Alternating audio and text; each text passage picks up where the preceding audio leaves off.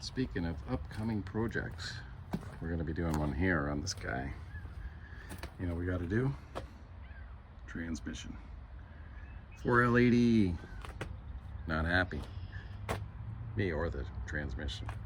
But it's not happy about downshifting and it's not happy about upshifting. So, got another transmission for it. We're going to drop her in.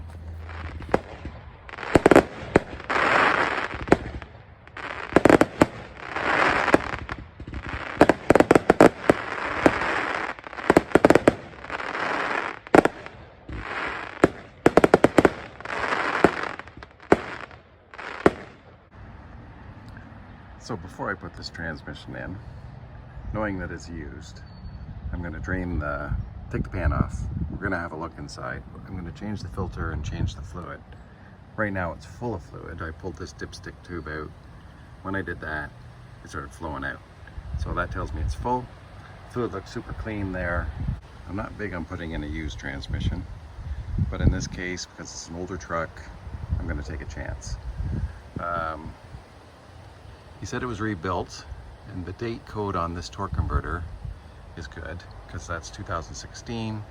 I know you're thinking, well, that's almost 10 years old, but it may have sat on a shelf for 3 years, and the guy said it didn't have many kilometers on it from the rebuild, so that's encouraging. It's somewhat clean, a little bit dirty down here, but that's normal. It was behind a 6.5 diesel, and now it's going behind 5.7 gas. I checked online, the mounting is the same, and the torque converter should be the same. So, I'm going to drop this pan, change the fluid, we're going to look inside, see if there's any metal or debris, and go from there. Well, draining a pan, I always do the same way, whether it's on the car or in this setup here. And I know you're thinking this is really sketchy looking. Got 3 chains up here holding it. It's almost 200 pounds, that transmission. And this is just to steady the tail shaft so the transmission's not shifting around on me. So just keeping things steady. That's not taking any weight. I don't want to put anything under the torque converter. You can't put a load upward, right? It's not used to that kind of movement, and it would take the seal out. Anyway, back to this. I take all the bolts out but the 4 corners, and then I loosen them off, let it drip a bit, and then slowly pull them out. All right, pan is down, and yes, I see a little bit of debris in the bottom, but I think there is a little bit just from break-in. So we're gonna go more on the hope that that's normal. And the fluid does look clean. It didn't look like a 70s paint job with all the metal flake in it and stuff. And the filter is right here. Whoops, here we go. It's right here, and it goes in there. The best way to do is to remove this is turn it a bit, maybe 45 degrees or so, and pull down. Here's the bottom of the pan. That sort of tells all. And the magnet, that's what you really want to look at. If there was big chunks of metal, or more metal, that's for sure. If that was covered so it looked like mountains, then I'd be very concerned, but I'm not. I'm going to say that's a normal amount of debris in the bottom of the pan, but we're going to put a new filter on anyway. And the shoulder of this filter, if you look right here, that's the shoulder, it sits up against the seal, which is right there. See it right there? So I'm not going to change that seal because they're easy to do when everything's stable, but on here it's not so easy, and it's not a big deal. So I'm going to put this filter in. What I do is put a little lube right around here, a little transmission fluid, and then put it in, give it a little twisty, and a tap of the mallet or my hand, and it's in. So I cleaned it all up. I'll just wipe that little bit of residue off. I did notice that right there, that filter seems to be touching the pan. And when I felt it, you could feel that it had a very, very slight bend in it. So I set it on the driveway and got my dent adjuster and took that out. Just give it a light tap, well, a significant blow, and knocked it back out. So I'm thinking that maybe he went over, not a rock, but I don't know, a curb. Or it just dropped in the pan or something. Filter's in, you can see it there. This is nice and clean. I took the magnet out because there's no bolts that hold it. You know what holds it there, right? I'm not even gonna tell you. Okay, so that stays there. Make sure you put it in. It is important. And there's the old filter. We'll get that out of the way. I might reuse this old gasket. There's two different types of gaskets. There's the reusable gasket, which is usually steel with rubber on both sides of it. And then there's this replaceable gasket, which I'm debating whether I'm gonna use it or not. But I've had bad luck with these gaskets. I find if they're, unless they're good quality, this one does look fairly good. All right, we'll put a new gasket in. No silicone on the gasket. Just set it in place and put it on. Okay, the last thing I do, a little brake cleans on here and give it one more wipe out with an absolutely spotless clean cloth, because this is the inside of your transmission. All sorts of little passageways where fluid's gonna go. You want this perfectly clean. All right, seminar over.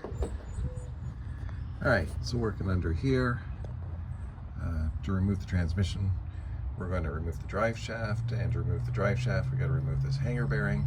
So it's 2 bolts there and here. And then just moving up front here, I removed the 4 bolts that hold the drive shaft on. So right in here, those 2 and then 2 on the opposite side. And now it's ready to come off. Just got to take that final bolt down. Got that stand just holding the drive shaft, and we'll get that done. So I just lowered the drive shaft down onto the ground here, and next I'm going to take that mount bolt right there, take that out. What do we have on this side? We have a couple transmission lines up there. See them? We're going to take that cover off up here, take that flywheel inspection cover, and then the 3 torque converter bolts out. And then on the other side, I think it's just a bunch of wiring and a linkage, probably. Makes sense? All right, so I removed the 4 bolts from this flywheel inspection cover. They're larger headed than I thought, but whatever. Notice some oil coming out of this weep hole, which makes me think I should have got a rear main seal, because this engine being fuel injected and newer, it'll have the one-piece rear main seal, which is fairly easy to do once you have the transmission out. So should have thought about that a bit. Anyway, maybe I have one in stock. You never know. I have worked on a lot of these trucks. So anyway, these 2 lines I'm going to take off. Once I take those off, it'll make this cover easier to come out. So we'll get those 2 lines off, but I'm going to do that last because I don't want them dripping all over me. Let's go to the other side and get whatever has to come off undone over there. All right, this side seems fairly straightforward. We've got the lever that moves the shifter here. So there's a hairpin there you can take out. You can take that nut off if you wanted. I'm going to go with the pin there. A little bit easier, and then it just comes out and it's held into the frame on the other side over here, just by pressure, really. What happened there? I don't know. And we got a bunch of plugs here, so we'll undo that one. There's one over here, actually. Maybe I'll do it there, and take this one out. And inside the center of that, I don't know if you can see it, is a Torx. So we got to get that undone. So I just undid this center bolt and I pulled this wiring off, and oil started pouring out. That's sort of what I suspected, because these are famous for this harness getting oil, because it does go through the oil passageway, but oil gets into it and interferes with the wiring anyway, and causes misshifting and other phantom problems. So that could just be the problem, and a new harness may have just fixed this. But I've already bought the transmission. What am I going to do now? We're going to put it in. Alright, so we'll just go over the bell housing bolts, just so you know. The bottom one here, this is the passenger side of the car, or truck. It's got a stud on it, so it's that kind of bolt, 9/16. It's got a stud on the end, and then there's also a nut that goes over top of that stud, which is up here, like that. And of course they're not the same size. That's 9/16, that's a 1/2 inch. That 1/2 inch nut just holds on the little shield that goes to your starter. So that's this bolt and this bolt, which I've temporarily used to put that bolt in there. So to get those two out, you're going to need a deep socket for sure, because you see how long that stud is, right? You're not getting a shallow socket on there. Now when you get up to the top one, this one, it's just a regular bolt, and I tried to get my flex socket with this one here with a deep socket on it, and no way I could get it on that bolt because of the firewall. So you have to use a regular flex socket to get that guy off. When it goes to the other side here, I'll just get around all this mess. All three of them have that stud, so they have 3 of these. So again, you're going to need your deep socket. The funny thing, and I'm not laughing funny, about the second one is there's a flange on your firewall, or at least it was for me. That made that a little tricky to get out. I'm not sure what I did there. So again, getting these bolts, I have a long extension, so you can see how long it is, longer than tailgate and wide. To get that, let's see here, we got that arrangement. So I got a universal 3-inch extension and the deep socket to get past that flange. If you try to do it this way, without that 3-inch extension, this will go up against the flange and you'll never get that bolt out. So that's the way I did it, and that was just for that one bolt. So, and that was the second one we'll look at. We're on the driver's side, middle bolt, because there's 3. 1, 2, 3. And I should mention these dowels. So I had to remove them because the dowels are in the engine, and the used transmission I got came with dowels in the transmission. So we'll take those out because I know they're in the engine, I should say. So we'll just clean out these holes. We'll put a little dab of grease in there so it comes off. Not that we're ever gonna have to take it out again, but so it comes off easier the next time. So here's the back of the engine. There's the rear main seal. I'm gonna replace that because I know it had oil on it, and I know it dripped every now and then. And you know, it just left not a big puddle, but why not do that now? There's those dowels I was talking about. There's one there and one there. Remember those studs I was talking about? So these right here. Woo. We talked about what they went on the other side. It's that shield that protects the wires that go down to the starter so they don't melt near the exhaust. And on this side we have up here that bracket, which is the 2 fuel lines, return and supply. And I actually had to undo them off the throttle body to get that bracket off because it was not being friendly. And there's also one on this wiring harness here. So another one there. And I think the third one, the bottom one, had nothing on it. Could be wrong. We'll find out when we put it back in anyway. So next up, I ordered a seal, waiting for it. I just wiped all this down to make sure that it's not the new pan or new gasket that I put in that's leaking, but I know it had a lot of leaks at the beginning, and that seal's pretty common to go. It's a 1-piece seal, so all the way around the crankshaft.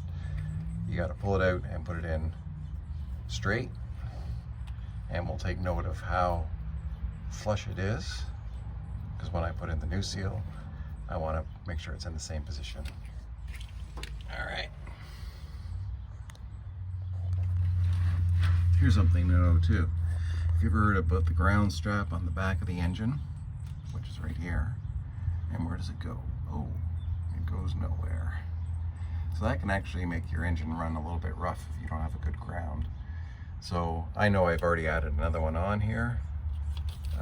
The one I added on is actually up there, and it's a nice robust wire. But anyway, that's where its factory position is, if you're ever looking for it. And it goes over to the firewall somewhere over there. All right, we're into this rear main seal. So to change it, first we got to get it out. So what I'm going to do is use a center punch and mark the center of the seal in between the crankshaft and the housing that holds the seal. So we want to sort of be in the center of that. We don't want to drill into the crankshaft, and we don't want to drill into the housing. So we want to go straight. That's also why we're using a center punch, because we don't want the bit to wander. So okay, let's get the drill bit set up. Oh, sorry, center punch, and we'll do both sides, and we'll put a little screw into it and then pry it out. All right, here we go. All right, so very carefully, I drilled 2 holes. One's right there, and the other one's over here. So now I'm going to thread a couple of screws in there. So here we go. All right, so I got screw in both sides, and I just started it with a tool that you will never usually see me using on a car, and that is a claw hammer.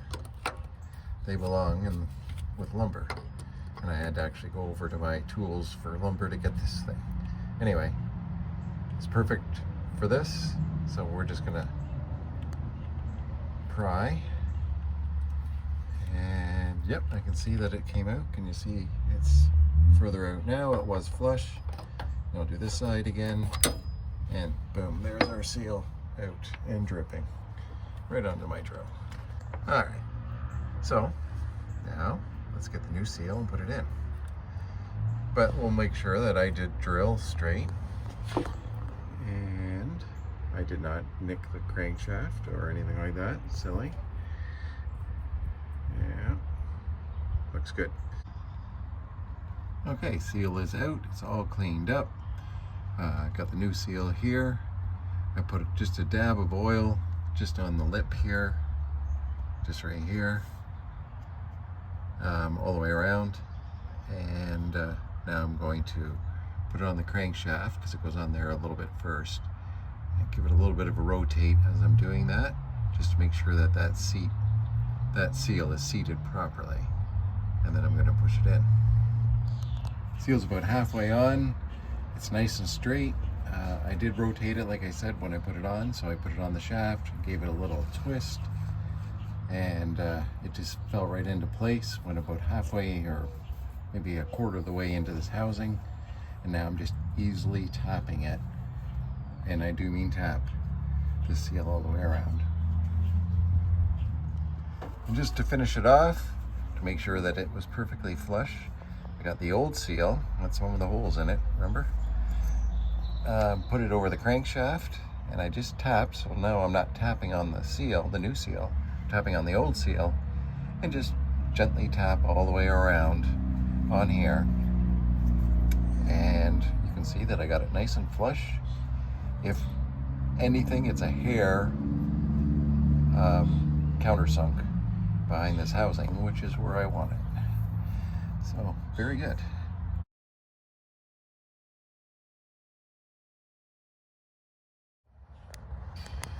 When I took this Flexplate off, I know I called it a flywheel before, Flexplate, it really is what it is.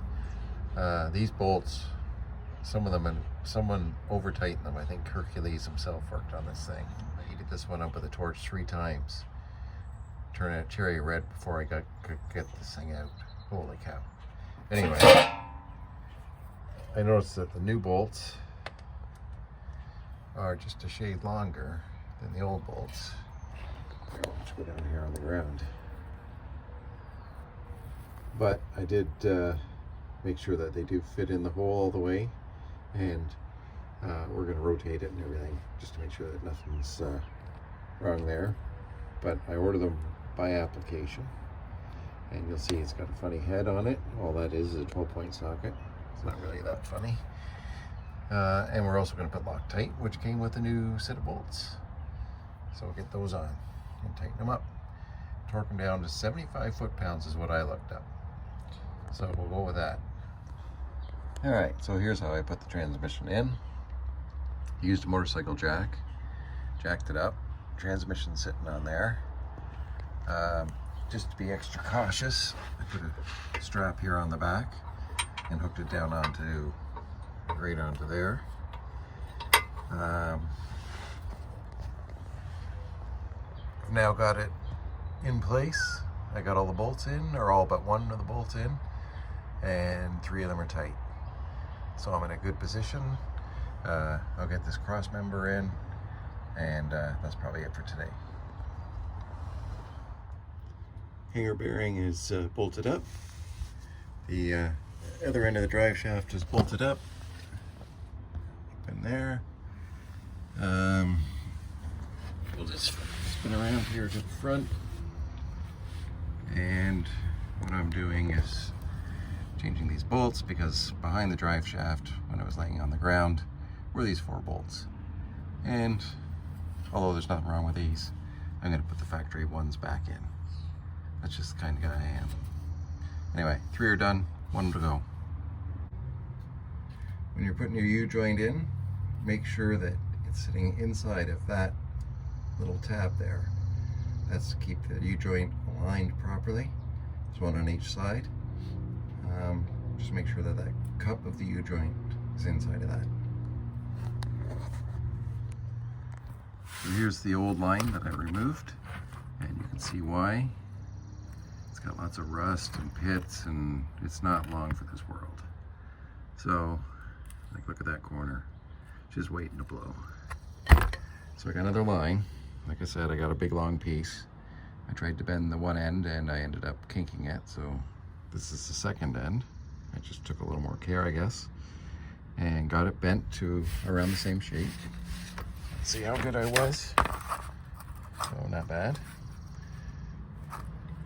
The only thing is, to get this tight bend like that, I can't do that with my bender, and not many can. So it'll just go a little bit longer out. I left it a little bit long because I want to make sure exactly where I'm going to put it, and I know I can sand this down, so when I put it on with the compression fitting, which is right there, I'm going to sand that end where it seals on, because I'm not sure if that's going to seal over this coating, but sanding it down is an option. It did it really easy. I'm going to do what's up above on the other line. So there's compression fitting. All it is you get this, you put it on here, and then you put this part, which is probably the most important part, and you put it on the end, and it go a little bit further so you can see the end.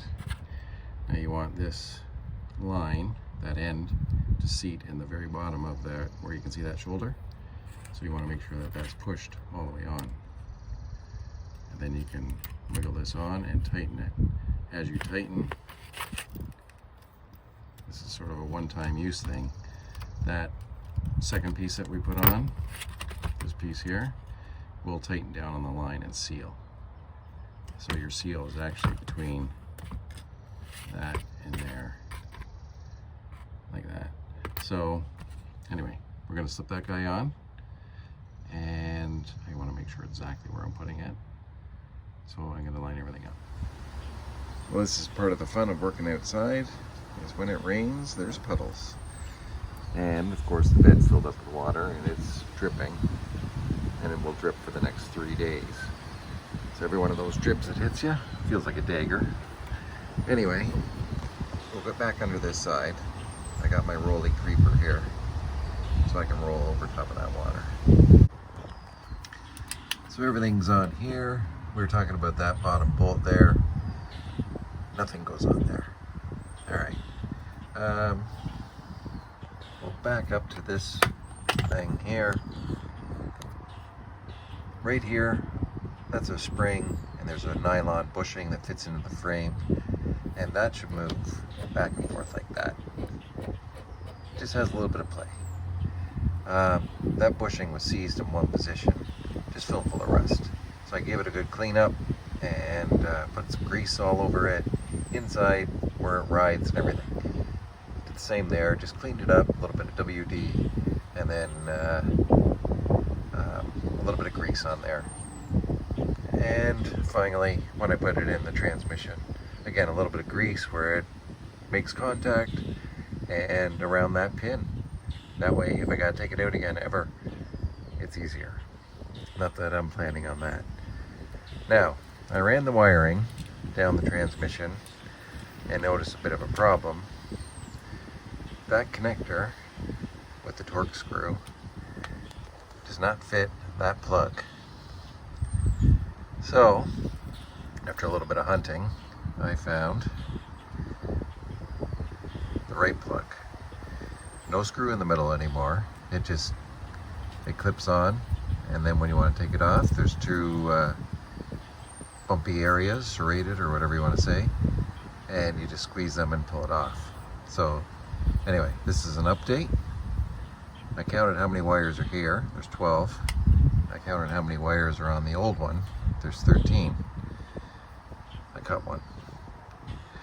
I looked it up, and this pink wire is no longer needed. So the rest of the wires match up. I made a little map because these 12 wires and those 12 wires are two different colors.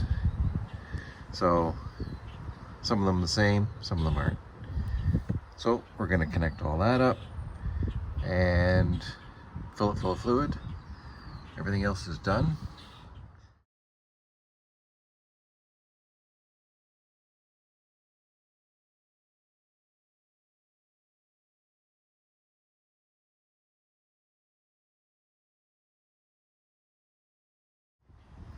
Before you say anything, yes, I did clean this up and paint it. I was waiting for parts. What are you gonna do? You gotta do something. So I cleaned it all up, painted it, made it look good. All right, so I still have the O2 sensor wire to hook on. It actually goes over top of the transmission, hooks to the harness. I dragged it down here so I don't forget. I did this line. That's the one I crimped up, or bent up, I mean, and got it in place. And it's actually protected a little bit by this heat shield and the bottom of the floor, because it's way down here. I know it's hard to see. So it's protected there from the heat of the exhaust. And then I went along and put a compression fitting there where I can get to it quite easily from below, right here. So that's all tight. I ended up kinking the other end of the long piece that I bought. So I'm not going to do this line, but it's actually not all that bad. This was a really bad one. So I'm glad I did it. Now I'm going to let it run for 20 minutes or so, get it nice and hot, check that level, make sure it's right somewhere in that crosshatch section. I also checked for fuel leaks, because I had those two fuel lines off. You want to make sure you don't want a fuel leak. And then I also look underneath, make sure there's no fluid leaks. I'm also going to say it's a good idea to move your hose if you have it tucked into the fan by accident, because that's what happens. Looks like I'm getting a new hose on Monday. So after running it for about 20 minutes, half an hour, I'm going to take it for road test, but I just wanted to make sure there was no leaks under here yet. I just went around all these bolts one more time on the bottom pan just to make sure that they are snug. Yeah, I don't see anything leaking. I don't see any engine oil leaking. So I'm happy. Time for road test anyway. All right, so the transmission's in. It's been in for about a week now. I put about 100 kilometers on it.